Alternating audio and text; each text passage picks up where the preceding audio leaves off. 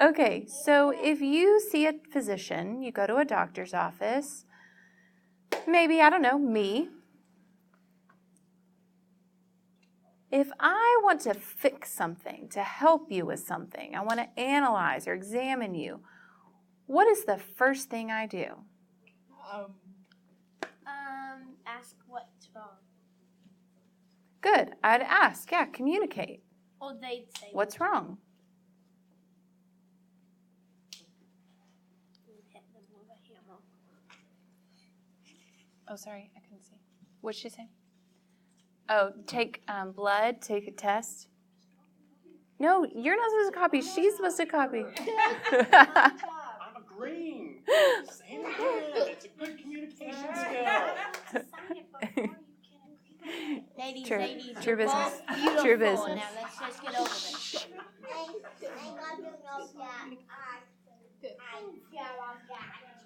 Okay.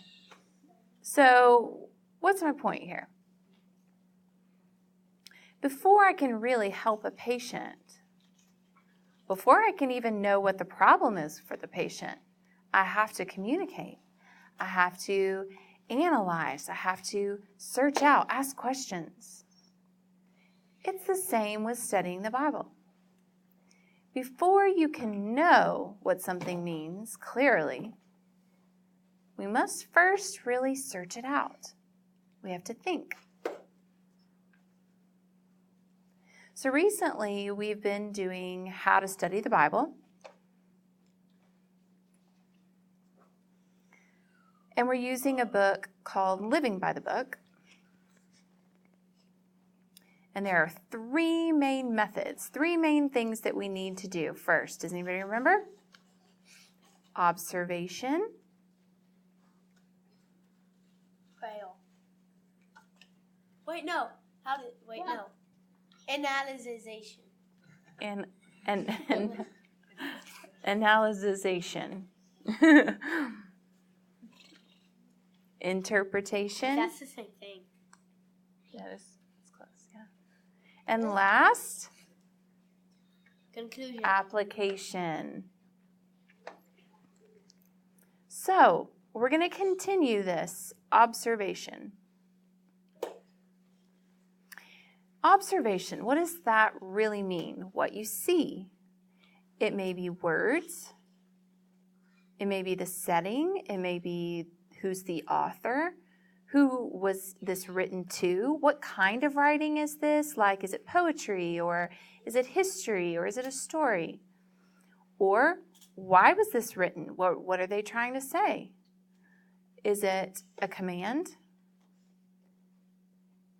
The next, what are the other things we're looking for?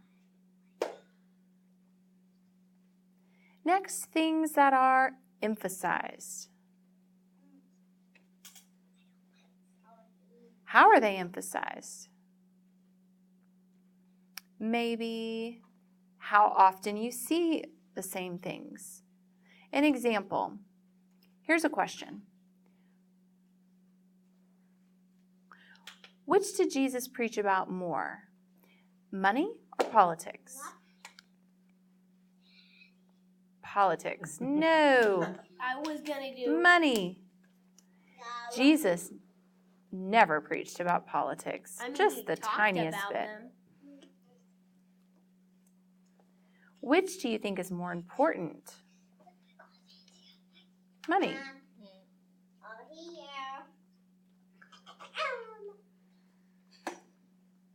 How much we emphasize something is important.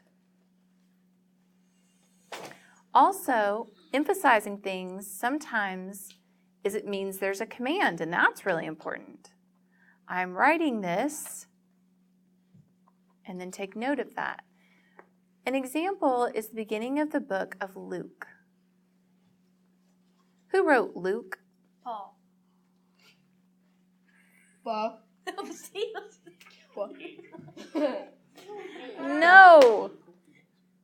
Who wrote the book of Luke?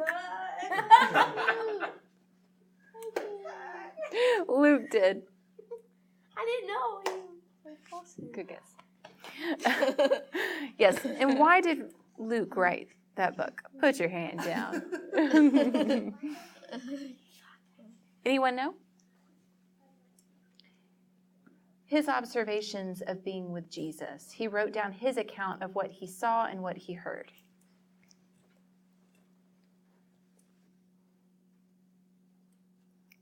And Luke was a doctor, which is pretty cool. But Luke did not walk with Jesus. Luke was paid to investigate the story of Jesus. So another man paid him, we think paid him, and said, please figure out what happened with Jesus. So we see at the beginning of his book, Luke explains. He says, okay, here's the story that I have figured out. This is what I have figured out about Jesus. So there's the emphasis.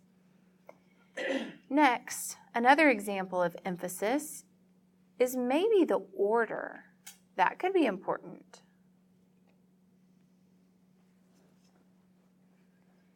And if there's a big change in a person's life, we see that's emphasized. See, it can give you an example of a person's life who's changed drastically from before. Paul. And what changed? What happened? Well, before he was persecuting Christians, and then he had an encounter with Jesus, and then he followed him. Right. So the emphasis in his life was encountering Jesus.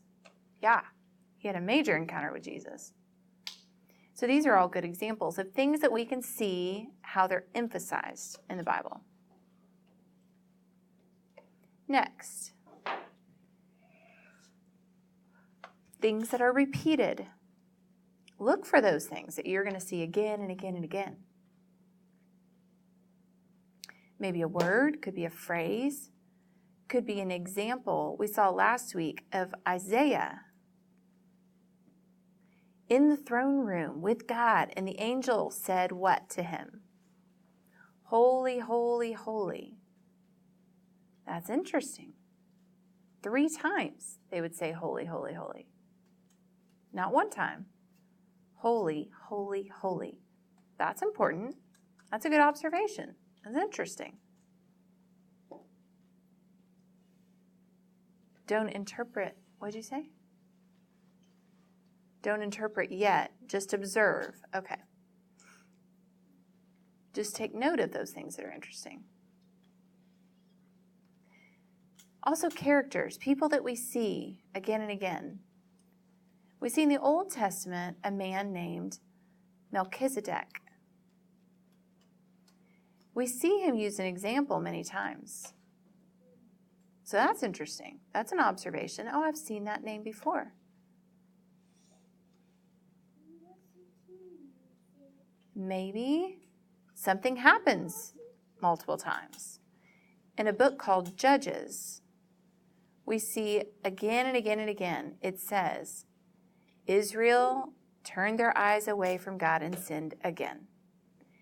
And we see it happen again and again and again. So that's an important observation. That teaches me something.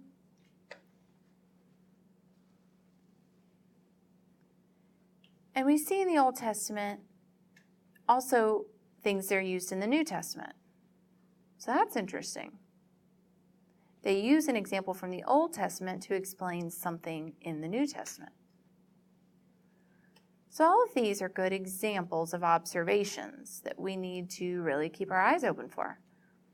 It will help us interpret and, of course, apply. So more next week on the skill of observation.